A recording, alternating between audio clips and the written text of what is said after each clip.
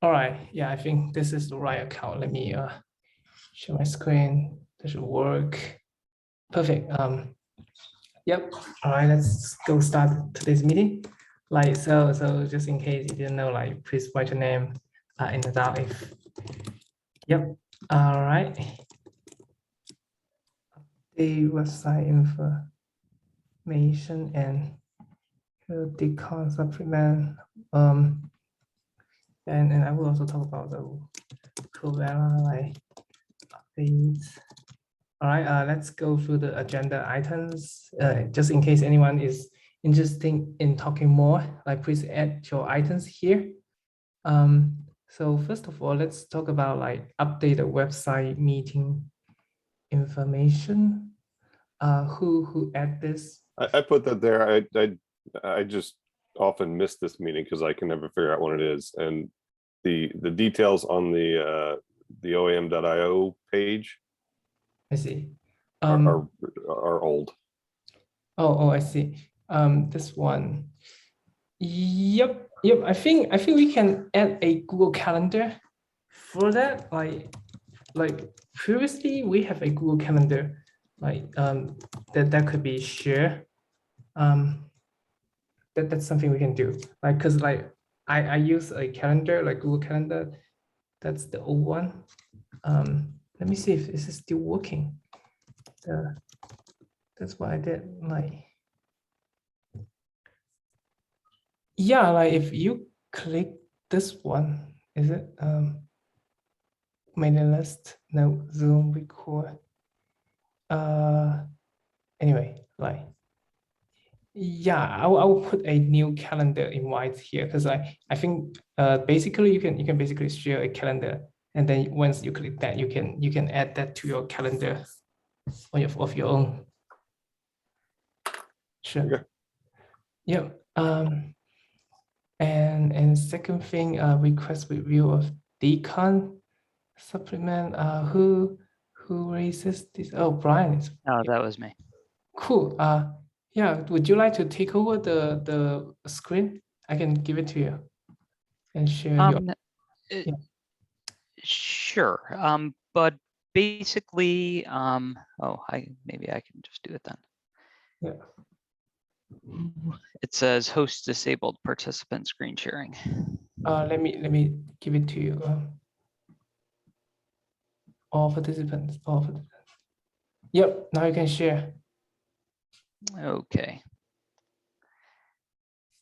So, I know I've talked to some people in the group in the past about this, but DICOM is a standard that was written in the late 90s between NEMA, the American College of Radiology, and is now under IEEE in NEMA.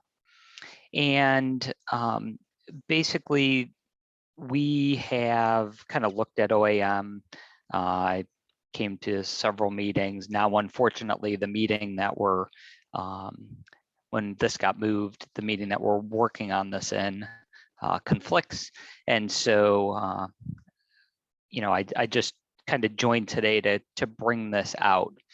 But basically, we're writing a supplement to our standard to show how we could use OAM to do what we're calling service discovery and control.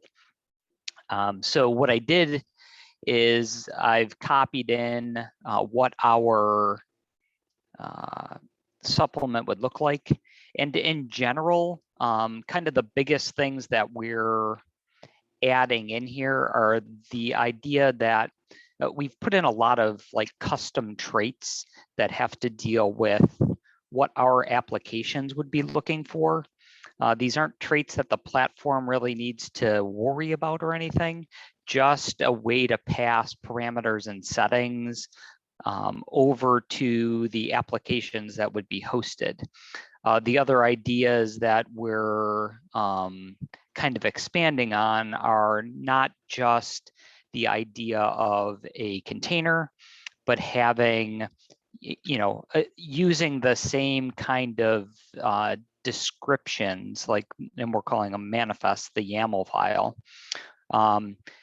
using that to describe services or executables that also have the same kind of like settings or parameters. And then I guess the final thing that we're adding is, again, just ways to get data in and out of the systems. So kind of we're trying to explain not only I can get this particular instance up and running or the container up and running and give it infrastructure, but actually use some of the concepts in OAM, maybe stretching it a little bit to explain what that application actually does and how to get data to it. So what we're hoping is that the group here can look at the kind of things that we added and make sure that we haven't taken too much liberty or broken any construct, that we've kind of added things in a way that makes sense.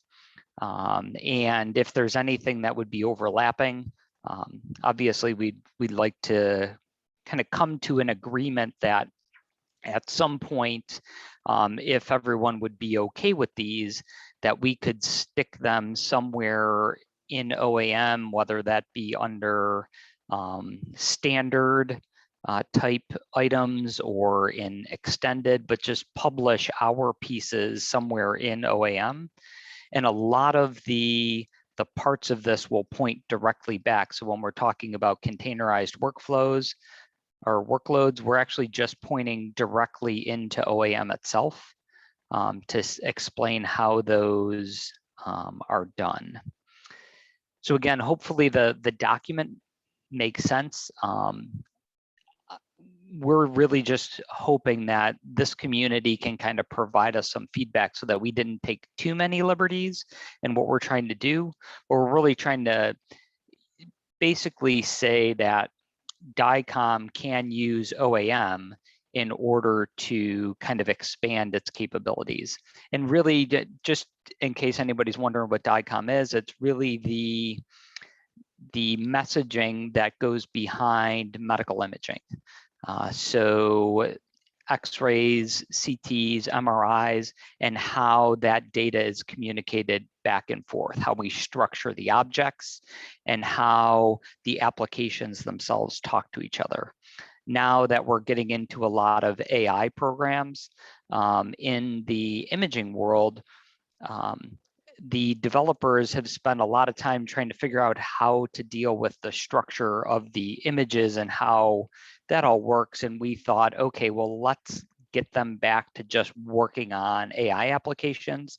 They understand containers, they understand executables. Let's let them focus on what they do well, which is looking at our pixel data, our images, and analyzing them. And then we'll handle all the infrastructure items on our side, translating back. And that's, again, what all of those little traits are. They're really things that are standard in all of our medical applications, as they'd really be in the GUI as configuration pieces. So what we did is we took all the standard configurations that I would normally see in an application GUI, and we made them individual traits so that people could fill out those without actually having a GUI involved. So hopefully that makes sense. And again, I put my email down in there. The link that is shared allows you to comment on the document. So either way, any and all feedback would be extremely helpful. And anyone who has, say, a platform already in place, we would love if someone would be interested in kind of doing a little proof of concept workup with our DICOM working group, and then we'd make that part of a publication and showing how this can really work. Any of you kind of in the business, this is a new thing in medical imaging. So it'd be a good opportunity to kind of break into the industry if you're looking to do that. Yeah, Brian, like this looks very great. It looks like it only use the component and trait and scopes of OAM and define a lot of like such definitions, right? Well, mostly, yes. So what I've really done is I've taken some liberties with, since I can define traits. So what I've actually done is, if you kind of look way at the bottom here, what I've done is I've kind of defined, let's see if I go through, everything kind of has like, okay, this would be a trait definition. Here's how I would define that trait. So I've kind of put in what I would think the code would have to be for all of the new items that I defined. Yep. As whether they're traits. We added one scope definition. That scope definition, again, we're taking a little bit of liberty with that. We're basically saying, this is how I'm going to tell you what my application does.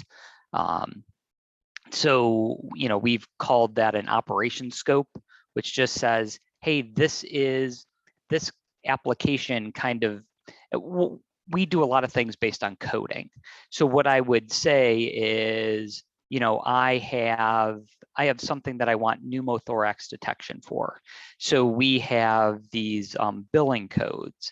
So the billing code would come across, it'll say, that this is a chest x-ray, and we know that all chest x-rays, we're going to do the following like 10 things to them. So we're going to check for pneumothorax, we're going to check for, pleural effusion, we're going to check for all these things. And we might have separate applications that do all of those.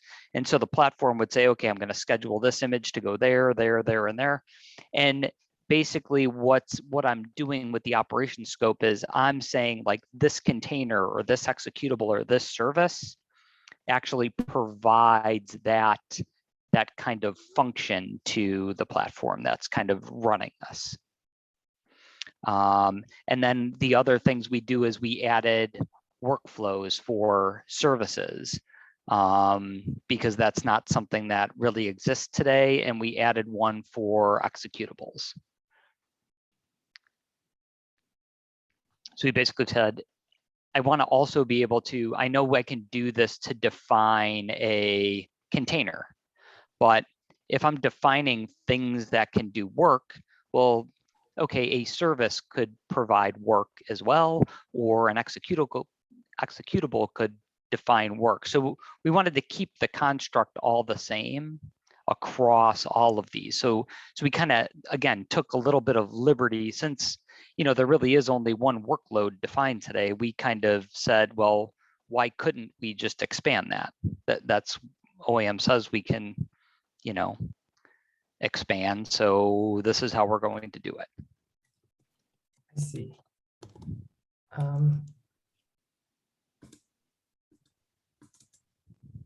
Yeah. So again, this is just kind of out there, hoping that, when we're talking about the container and all of that, basically we're pointing directly to OAM. You've already defined that. We're not really taking any liberties there.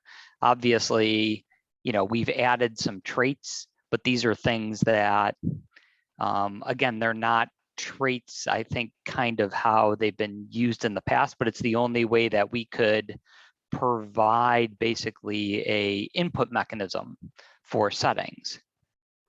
Mm-hmm. And so we're kind of, again, taking a little bit of liberties to use the idea of traits, and that since they're specially defined, they're almost ignored from the platform perspective, and the applications will understand what these are. Yep. Brian, just one more question. I think you have defined the definition using Open API schema. Is it right? Yeah, I mean, this was back. I did these, maybe a couple of months ago, when it was like we were still at like V1 alpha. So obviously I have to go back through and see if this is currently the way that things are set up. And can adjust that for whatever would be, most useful, but hopefully the concepts themselves make sense and how we did this. I see. Yeah, my recommendation would be, maybe you can also take a look at Q, because Q can expose API in a very Go style way without declaring such open API like style fields, which is I think Q is much more simpler than this format. Right, but I think this was the format initially for how the GitHub page was defined. Yeah. And so we tried to use that, and I guess what we're hoping is that OAM really stays very neutral. Yeah. And doesn't really force somebody down the path of a particular implementation. Yeah, of course. And so trying to pick, I think the more open formats, as long as they're correct, we'd like to try to leave it that way. Yeah, definitely. We can definitely discuss something that to make it like compatible for all vendors. But this is right. Yeah, go ahead. Okay. No, you go ahead. I think this is a great start. Very, very excited to see this new your proposal, talking about this new stuff. This is very great. I will definitely take a look and give some feedback. Okay, that sounds great. Awesome. So, there we go. Okay, I will continue to take over. Wait, where's my Zoom? Oh, here we go. Then we can talk about. Yeah, finally, I will give an update on one of our implementation. It's like the Kuvera side. Currently we have finished most of the new features for the new release. This is a major big release for V1.1. It's still in the nest, but it's pretty much done. The most important thing is there's an architecture I can share with you. Basically we have this is the application, and we have the components and a tree attached to components and a workflow to compose everything, and behind that there's a definition. With each definition has a plugin registry just containing all those features like the auto scale routing or ham or customized components, and this kind of apply or roll out workflow. And behind the scene we have this kind of the architecture, this in the control plane to with all the controllers and built-in managers, and under that it's also a multi-cloud multi-environment control plane, which means it will dispatch the workloads into subclusters, and so that they will run the actual workload or delegate that to cloud resources like Alibaba Cloud or Oracle Cloud and AWS Cloud, etc. to run that. And most of that, this code has been we have been implementing the features for a long time. In the past 2 weeks about updating the docs. I think now we are pretty much ready. I think we'll have it release 1.1 in 1 or 2 days. Additionally, like, you can take a look. Please take a look at all the docs. The docs, which is like we have update. Not only did we update the end user guide with all the ham like customized and the Terraform components, but we also update like how you can do like version control, how you can like this is component version control, application version control, and live diff of the application, and also like with the workflow, how to deploy to multiple environments and passing data between components. Also like telling you how to write queue or write definition. And we also provide CLI tooling to developer tooling to help you write some this kind of like tool. Like I can give you an example. Like this is actually the that's actually the queue file, which will be eventually it will be translated to a trait component, a trait definition in YAML. Like we have provide tooling to transform this queue file to the YAML file. And yeah, and most importantly, we also provide some case studies how you can use Kubela to do and using the OAM style thing to actually deliver applications and solve some problems. Yeah, that's mostly the 1.1 updates. If you're interested, that's in the doc. All right. Sorry guys, I should mute it. Okay, I think that's all I have to share today. I think that's pretty much all the agenda for today's meeting. Yeah, anyone has any questions for OAM or Kubela and anything to share today?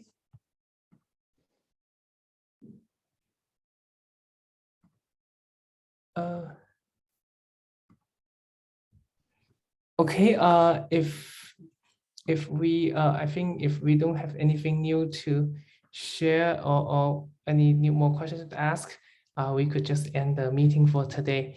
Yeah, thanks for everyone joining this meeting. I hope to see you in 2 weeks. All right, thank you. Bye-bye. Bye-bye.